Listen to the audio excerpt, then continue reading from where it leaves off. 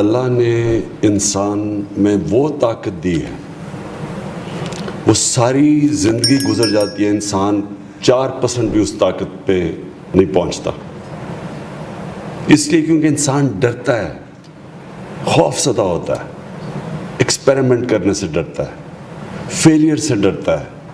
کہ میری روزی چلی جائے گی۔ ایک چیز یاد رکھیں، یہ خوف ہوتا ہے جو انسان کا پوٹینشیل نہیں نکلتا، کہ ہمیں پتہ نہیں چلتا کہ اللہ نے جب ہمیں اناؤنس کیا تھا کہ ہم اشرف المخلوقات ہیں، تو وہ اللہ نے جب فرشتوں کو کہا تھا انسان کے سامنے جھکو، اور اللہ نے کہا، جب وہ شیطان نے کہا کہ میں نہیں جھکتا، تو اللہ نے کہا تمہیں بھی نہیں پتہ میں نے اس انسان کو کیا نالج دی ہے، طاقت دی ہے،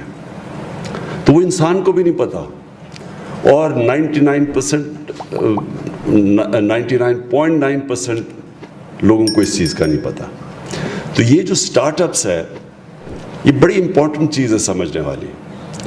یہ جو سٹارٹ اپ کا مطلب یہ ہوتا ہے کہ میرے پاس ایک آئیڈیا آیا اور میں پھر اس آئیڈیا کے پیچھے پڑا اور میں نے اس کو کامیاب کرنے کی کوشش کی۔ سارے دنیا کے جتنے بڑے کام ہوئے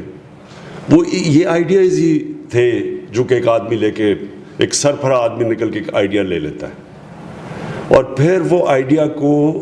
وہ کیسے کامیابی پہ پہنچاتا ہے۔ اچھے سے اچھے لوگوں کے پاس جو آئیڈیاز ہوتے ہیں وہ کامیاب اس لیے نہیں ہوتے کیونکہ وہ راستے میں ہار مان جاتے ہیں، خوف زدہ ہو جاتے ہیں، لوگ کیا کہیں گے، میں اگر فیل ہو گیا تو میرے اوپر لوگ ہنسیں گے، میں ذلیل ہو جاؤں گا، میرے پاس پیسے کدھر سے آئیں گے۔ اور وہ پھر جتنا اچھے سے اچھا بھی آئیڈیا ہو وہ پھر رک جاتا ہے کہیں نہ کہیں جا کے، اور وہ دنیا کی ریس ہار جاتا ہے۔ کامیاب انسان وہ ہوتا ہے، وہ جب اس کو ایک آئیڈیا آتا ہے تو وہ کشتیاں جلا کے جاتا ہے اس آئیڈیا کے اوپر، وہ فیصلہ یہ کر لیتا ہے کہ اب میں نے واپس نہیں جانا، میرا جو میں نے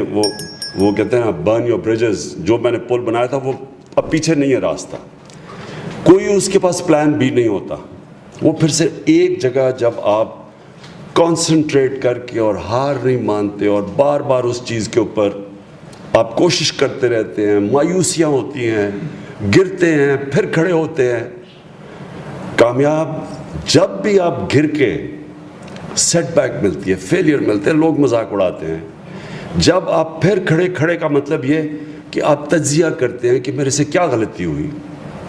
یہ میرا آئیڈیا کیوں نہیں میں پہنچ سکا۔ وہ جو تجزیہ ہوتا ہے جس میں سول سرچنگ جسے کہتے ہیں،